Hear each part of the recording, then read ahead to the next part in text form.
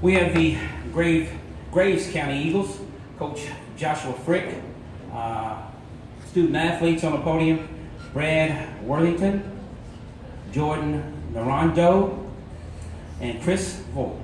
Coach, comments? Did I say that wrong? Slightly. Good enough. Okay, all right. They got a really good basketball team. We knew that going in. We knew it was a tall task. We felt like we did a lot of good things in the first half. We knew going in we had to take care of the basketball. We couldn't have turnovers. Couldn't give them second chances in the first half. I felt like we did a really good job of that. And then we just had a bad 5-minute stretch there in the third quarter. And, they really just took control of the game from there. Right here. What was different about what they were doing defensively the first few minutes of the third quarter? Well, the first half we were able to get the shots that we wanted, and then the second half they went to a 2-3 zone, and they just kind of really put us back on our heels. They have great length, at every spot. At one time, it felt like they had 4 bigs out on the floor, but the length really bothered our guard play there in the second half.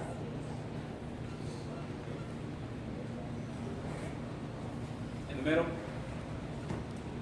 I thought the shooting from Terry Taylor was a big reason as well. He had hit those 2 threes in the second quarter. I know that was a part of the game plan for him, but did that really start to put the momentum in their favor in the second quarter, you think? Yeah, I think so. I think we were up 4 or 5 at the time when he made those 2 back-to-back.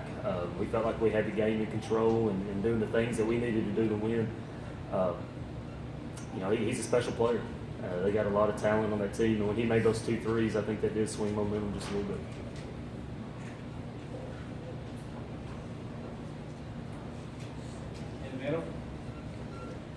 Coach, again, you guys have improved the past 3 years. A lot of it is to do with the 2 seniors beside you. Just what have they meant to this program in the last few years since you've been the head coach? I can't say enough about these guys. It's not easy to play basketball at Graves County, and we understand the commitment that it takes, and we wouldn't be where we are without these 2 guys. The leadership that they displayed, especially over the past month and a half. You think about all the adversity that we've gone through throughout the season with injuries and car accidents and everything else that's brought us to this point. And like I said, if it wasn't for these 2 guys and the leadership that they displayed, we wouldn't be here.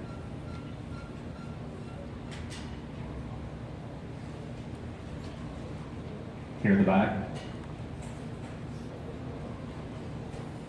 For any of the players, just kind of talk about at halftime, y'all were playing with them, back and forth. Just kind of talk about the team's confidence and what it was going like into halftime, and kind of what went through your heads in the first couple of minutes of the third. Once we settled down and started playing our game in the first half, we kind of got pretty confident in what we were doing. And then when we came in halftime, we were obviously pretty energetic. We were only down 2, playing with one of the best teams in the state. And then coming out in the second half, I think we just kind of hit a wall. I think we just kind of slowed down a little bit, and they picked up the momentum and just kind of pushed them over the edge.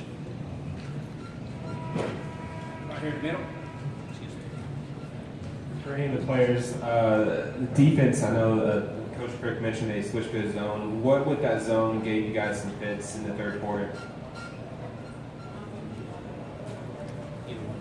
I just think we got too wide on our defense and allowed the middle to get open looks, inside mid-range, and it was hard for us to adjust and get it tighter in the middle. I don't know. I think they put more ball pressure than when they were playing man. When they were man, they were kind of sagging off on us a little bit.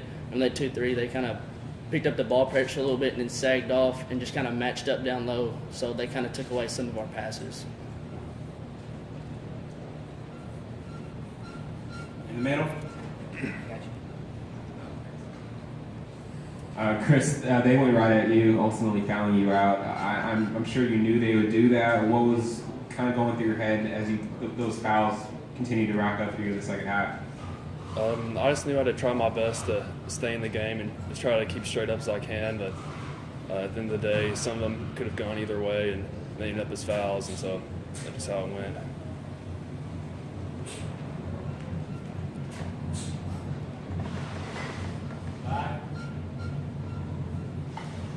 The 2 seniors, Coach kind of elaborated on a little bit, just everything you've gone through this season to get to this point. What does it mean to you guys to be able to end your careers and end your seasons here at Rupp Arena? It means everything. I mean, we went through a lot of adversity throughout the whole season, and a lot of people started doubting us, and we just kind of used that to fuel our fire to try to drive us to get here. And to elaborate on what he said, I don't know, there's only 16 teams to get to end their season here, and I'm just happy to be one of those teams. Final questions. Coach Frick, congratulations on a great season to you and the Graves County Eagles. Thank you. I appreciate it. Thank you. Thanks to your right. Watch your step.